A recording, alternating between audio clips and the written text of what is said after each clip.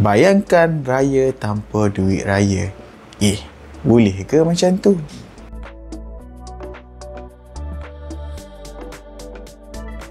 Setiap kali hari raya, ada satu benda yang semua budak-budak ni excited nak dapatkan.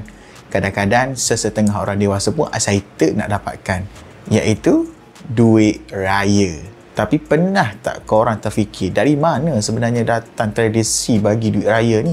Adakah duit raya ni budaya Islam ataupun kita sebenarnya terpengaruh dari tempat lain? Ramai yang ingat duit raya ni berasal daripada Islam. Tapi sebenarnya tradisi memberi wang semasa perayaan ini boleh ditemui dalam banyak budaya lain. Kalau kita selidik sejarah, konsep memberi hadiah duit dah lama wujud, terutamanya di negara China. Dalam budaya China, ada tradisi ampau. Kalau kita ambil duit rakan kita, itu dipanggil pau. Bukan ya, ini ampau. Di mana orang dewasa bagi duit dalam sampul merah kepada kanak-kanak semasa Tahun Baru Cina. Di dunia Arab pula, ada satu konsep yang dipanggil Idiyah, di mana kanak-kanak diberi wang sebagai tanda meraihkan Aidilfitri. Tapi di Malaysia, tradisi duit raya ni lebih unik.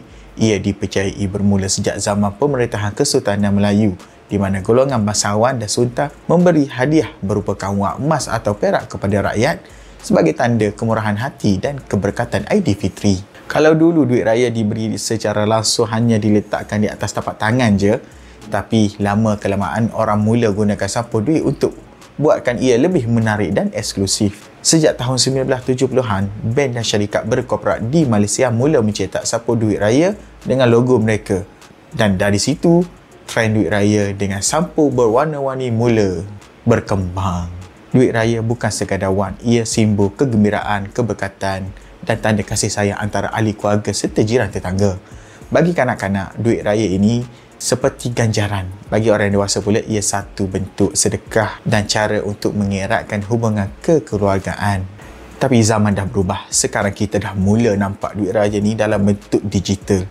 Dengan adanya e-wallet dan QR code, ada yang mula tidak memberi wang kertas. Semuanya dipanggil cashless. Adakah ini masa depan duit raya? Atau korang lebih suka cara tradisional? Jadi korang ni tim duit raya klasik ataupun duit raya digital? Komen di bawah. Jangan lupa untuk like, subscribe dan tekan loceng notifikasi untuk lebih banyak video yang menarik seperti ini. Fikiran channel Hidup Bermakna. Jumpa lagi di episod akan datang. Terima kasih.